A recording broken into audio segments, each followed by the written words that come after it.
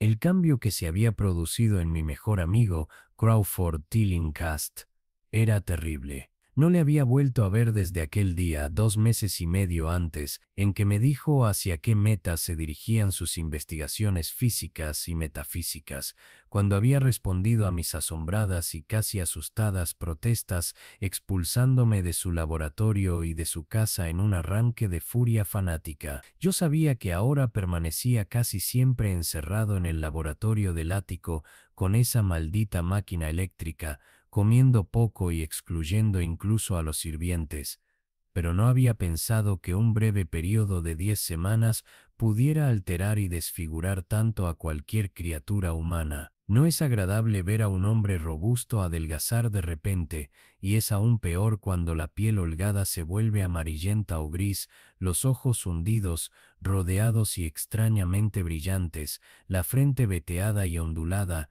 y las manos temblorosas y crispadas. Y si a esto se añade un repelente desaliño, un salvaje desorden en el vestir, una mata de pelo oscuro blanco en las raíces y un crecimiento incontrolado de barba blanca en un rostro antes bien afeitado, el efecto acumulado es bastante chocante. Pero tal era el aspecto de Crawford Tillinghast, la noche en que su mensaje medio coherente me llevó a su puerta después de mis semanas de exilio.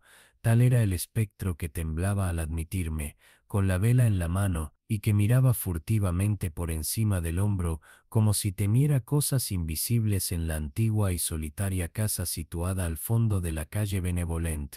Que Crawford Tillinghast haya estudiado alguna vez ciencia y filosofía fue un error. Estas cosas deberían dejarse en manos del investigador frígido e impersonal, ya que ofrecen dos alternativas igualmente trágicas al hombre de sentimiento y acción: la desesperación, si fracasa en su búsqueda, y terrores indecibles e inimaginables si tiene éxito. Tillinghast había sido una vez presa del fracaso solitario y melancólico, pero ahora sabía, con nauseabundos temores propios, que era presa del éxito. De hecho, se lo había advertido 10 semanas antes, cuando irrumpió con su relato de lo que sentía que iba a descubrir. Entonces se había sonrojado y excitado, hablando con una voz alta y poco natural, aunque siempre pedante. ¿Qué sabemos, dijo, del mundo y del universo que nos rodea? Nuestros medios para recibir impresiones son absurdamente escasos,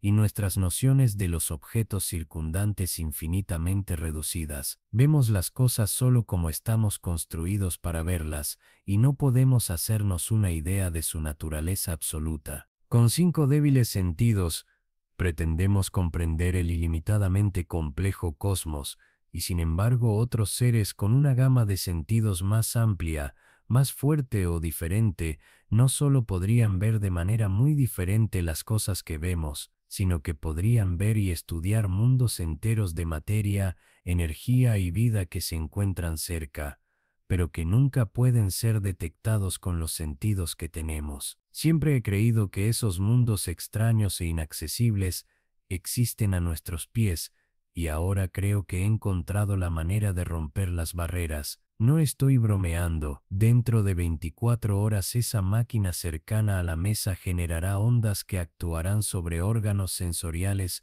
no reconocidos que existen en nosotros como vestigios atrofiados o rudimentarios. Esas ondas nos abrirán muchas vistas desconocidas para el hombre y varias desconocidas para todo lo que consideramos vida orgánica. Veremos aquello por lo que los perros aúllan en la oscuridad y aquello por lo que los gatos aguzan el oído después de medianoche. Veremos estas cosas y otras que ninguna criatura que respire ha visto todavía. Saltaremos el tiempo, el espacio y las dimensiones, y sin movimiento corporal nos asomaremos al fondo de la creación. Cuando Tillinghast dijo estas cosas, yo protesté, pues lo conocía lo bastante bien como para asustarme más que divertirme, pero era un fanático, y me echó de la casa. Ahora no era menos fanático, pero su deseo de hablar había vencido su resentimiento, y me había escrito imperativamente con una mano que apenas podía reconocer. Al entrar en la morada del amigo tan súbitamente metamorfoseado en gárgola temblorosa,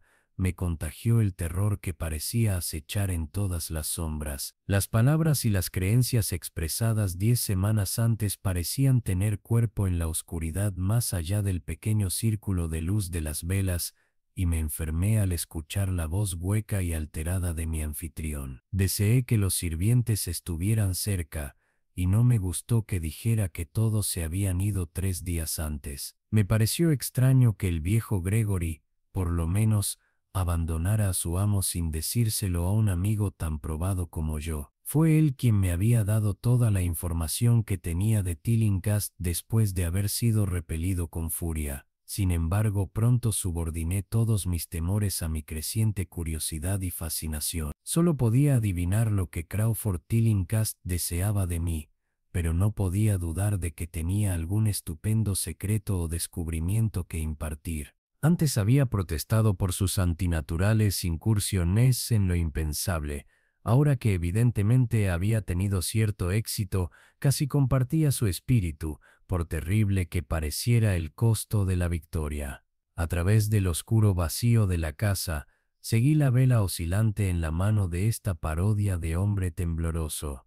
La electricidad parecía estar apagada, y cuando le pregunté a mi guía me dijo que era por una razón concreta. Sería demasiado... No me atrevería, siguió murmurando. Me fijé especialmente en su nueva costumbre de murmurar, pues no era propio de él hablar consigo mismo. Entramos en el laboratorio del ático, y observé aquella detestable máquina eléctrica que brillaba con una enfermiza y siniestra luminosidad violeta. Estaba conectada a una potente batería química, pero parecía no recibir corriente, pues recordé que en su fase experimental había chisporroteado y ronroneado cuando estaba en acción. En respuesta a mi pregunta, Tillinghast murmuró que aquel resplandor permanente no era eléctrico en ningún sentido que yo pudiera entender. Ahora me sentó cerca de la máquina, de modo que quedara a mi derecha, y accionó un interruptor situado en algún lugar debajo del grupo de bombillas de cristal que coronaba la máquina. Comenzó el habitual chisporroteo,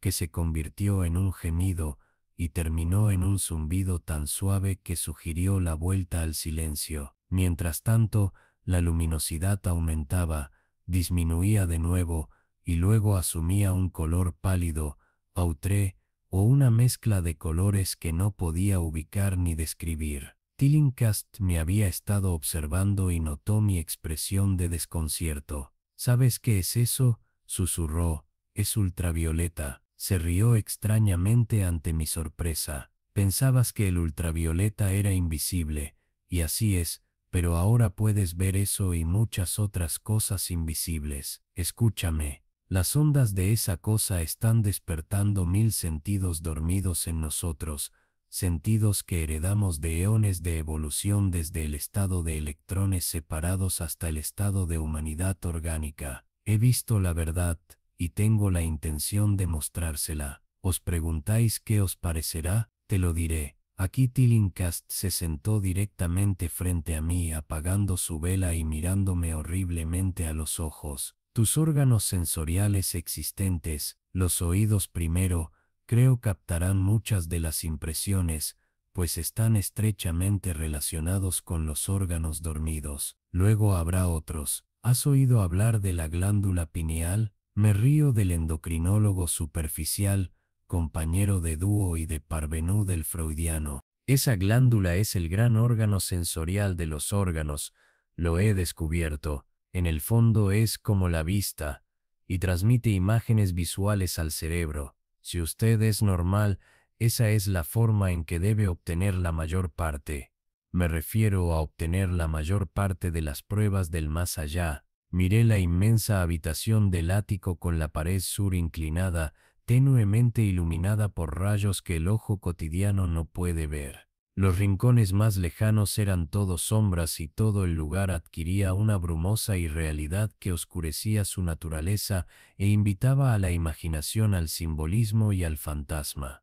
Durante el intervalo en que Tillinghast permaneció en silencio, me imaginé en un vasto e increíble templo de dioses muertos hace mucho tiempo, un vago edificio de innumerables columnas de piedra negra que se elevaban desde un suelo de losas húmedas hasta una nublada altura más allá del alcance de mi visión. La imagen fue muy vívida durante un tiempo, pero gradualmente dio paso a una concepción más horrible, la de una soledad total y absoluta en un espacio infinito sin vista y sin sonido.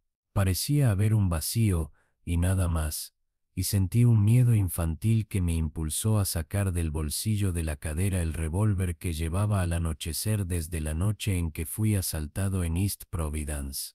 Entonces, desde las regiones más lejanas de la lejanía, el sonido se deslizó suavemente hacia la existencia. Era infinitamente tenue, sutilmente vibrante e inconfundiblemente musical, pero poseía una cualidad de superación que hacía que su impacto se sintiera como una delicada tortura de todo mi cuerpo. Sentí sensaciones como las que se experimentan cuando se raya accidentalmente un vidrio molido. Simultáneamente se produjo algo parecido a una corriente de aire frío que aparentemente pasó por delante de mí desde la dirección del sonido lejano. Mientras esperaba sin aliento, percibí que tanto el sonido como el viento aumentaban.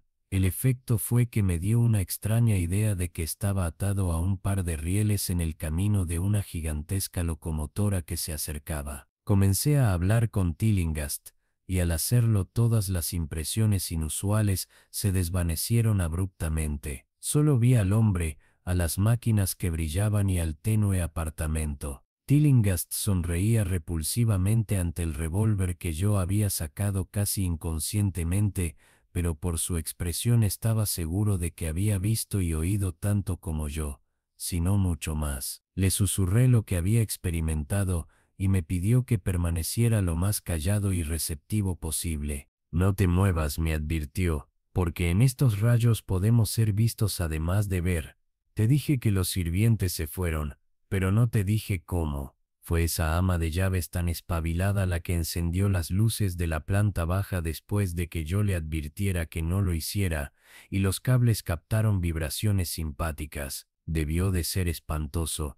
Pude oír los gritos aquí arriba a pesar de todo lo que veía y oía desde otra dirección, y más tarde fue bastante horrible encontrar esos montones de ropa vacía por toda la casa. La ropa de la señora Updike estaba cerca del interruptor del vestíbulo, por eso sé que lo hizo, se las llevó todas, pero mientras no nos movamos estamos bastante seguros. Recuerda que estamos tratando con un mundo horrible en el que estamos prácticamente indefensos, no te muevas. La conmoción combinada de la revelación y de la abrupta orden me produjo una especie de parálisis, y en mi terror mi mente volvió a abrirse a las impresiones procedentes de lo que Tillinghast llamaba el más allá. Ahora me encontraba en un vórtice de sonido y movimiento con imágenes confusas ante mis ojos. Veía los contornos borrosos de la habitación, pero desde algún punto del espacio parecía brotar una columna hirviente de formas o nubes irreconocibles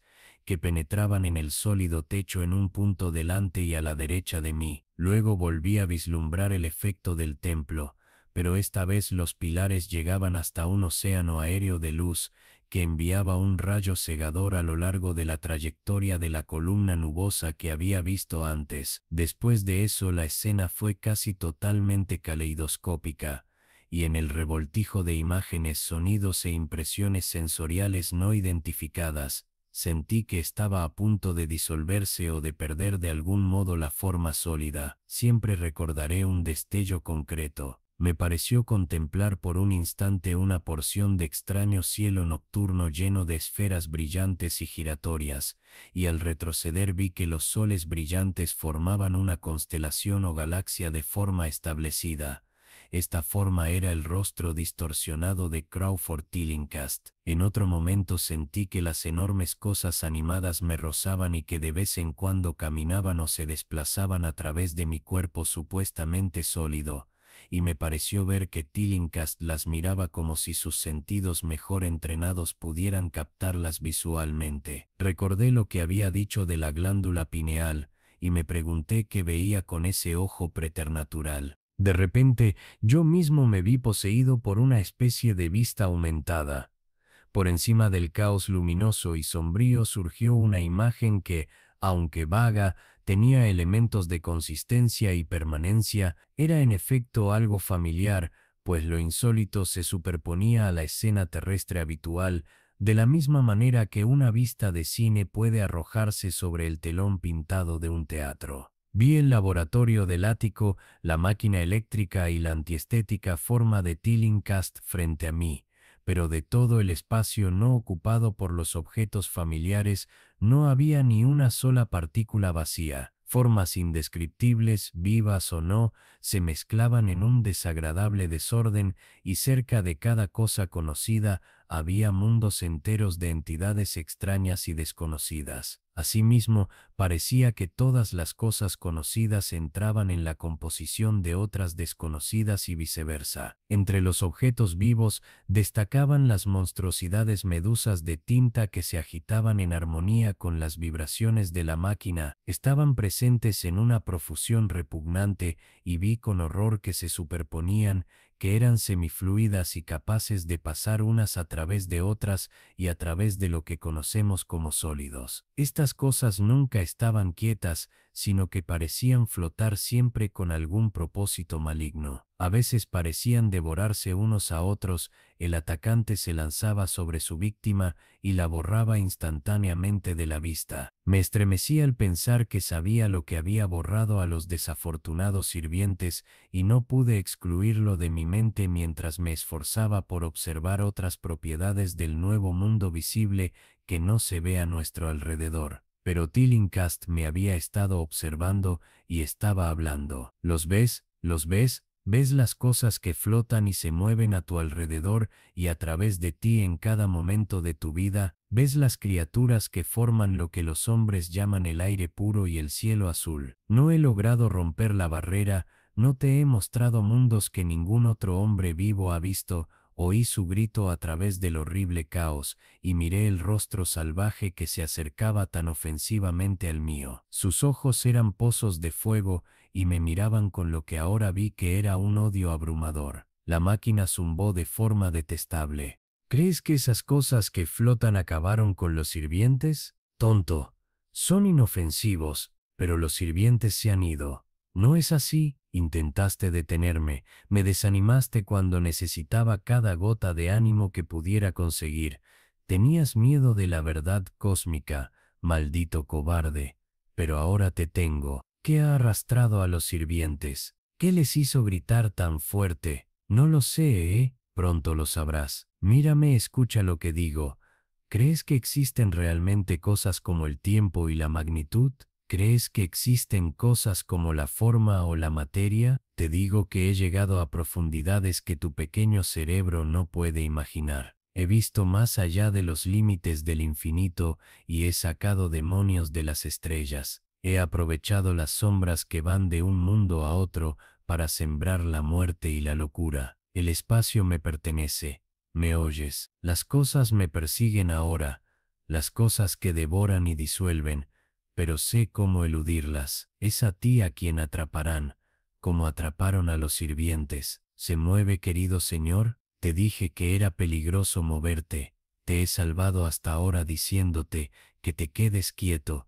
Te he salvado para que veas más cosas y me escuches. Si te hubieras movido, habrían llegado a ti hace tiempo. No te preocupes, no te harán daño. No hicieron daño a los sirvientes. Fue el ver lo que hizo gritar tanto a los pobres diablos. Mis mascotas no son bonitas, porque vienen de lugares donde los estándares estéticos son muy diferentes. La desintegración es bastante indolora, te lo aseguro, pero quiero que los veas. Casi los vi, pero supe parar. ¿Tienes curiosidad? Siempre supe que no eras un científico. Temblando, temblando de ansiedad por ver las últimas cosas que he descubierto. ¿Por qué no te mueves entonces? ¿Cansado? Bueno, no te preocupes, amigo mío, porque ya vienen. Mira, mira, maldita sea, mira, es justo por encima de tu hombro izquierdo. Lo que queda por contar es muy breve y puede que os resulte familiar por los relatos de los periódicos.